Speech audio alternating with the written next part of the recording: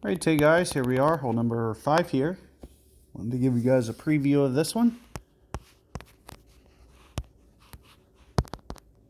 So here you can see Fusion 5. May just keep that here. Now, one of the things that you'll see with a wind like this, it might be tough. So this might, I was thinking about going Fusion, but probably going to switch it. I'd really like to get this up to the wedge if I can. Kind of keep myself from in between clubs. It's going to be close. I don't know if I'm going to make it. But with the Barchetta, there's a much better chance. If it wasn't close, let's just say, for instance, you have a slight tailwind. You can use that Fusion to get up there. But I think it's going to maybe just be a hair short. So with that in mind, I'd rather not lay back. But if you can't make it, that's one of the things that you'll want to, figure out is you'll just want to, and I'm going to go about 4 rings here. And you can see that we're going to use this curl. See, I called a great ball, but it shouldn't matter. It should have registered as ultimate. But I'm trying to curl back against the wind, trying to keep this towards the right if I can as well. Like I said, you're better off if you don't make it to wedge range to lay back. So instead of me being, and I might have made it with the hive. So you can see I'm on the wrong club, but I'm pretty sure I did. I'm not happy about that wind direction though. It's going to make it hard. Like I said, so instead of, if you can't make it to where I just did minimum, you're better off laying back here. So do keep that in mind, because you really don't want to have to come at this with min short irons. A very tough shot. And then imagine you get a tailwind. I mean, you are just really up against it. It really makes things a lot harder on yourself.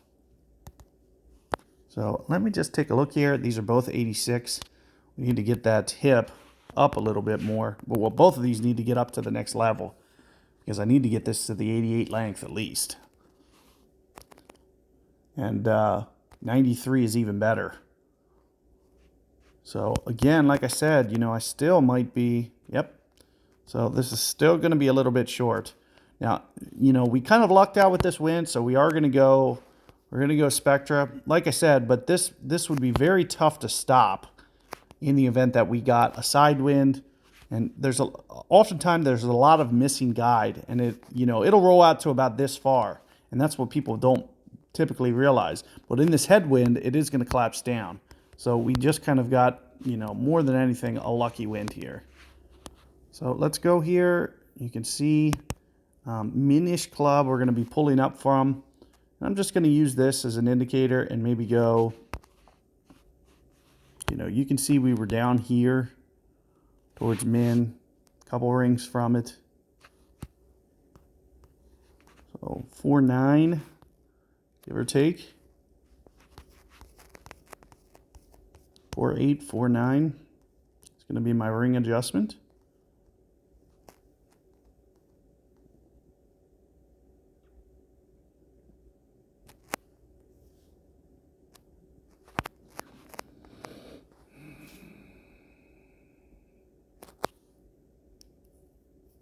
So here you see it coming in. Looks like a pretty solid on the ring adjustment, just not, the only thing I was a little off on was, how much that ball guide was going to collapse down. Now, I did probably underpull this just slightly.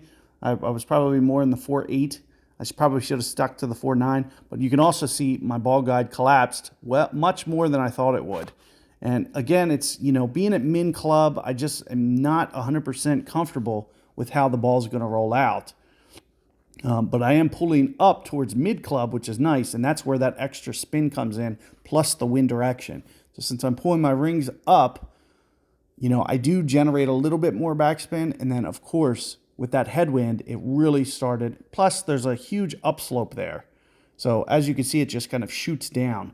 So that's something to consider. But I wanted to be safe rather than sorry.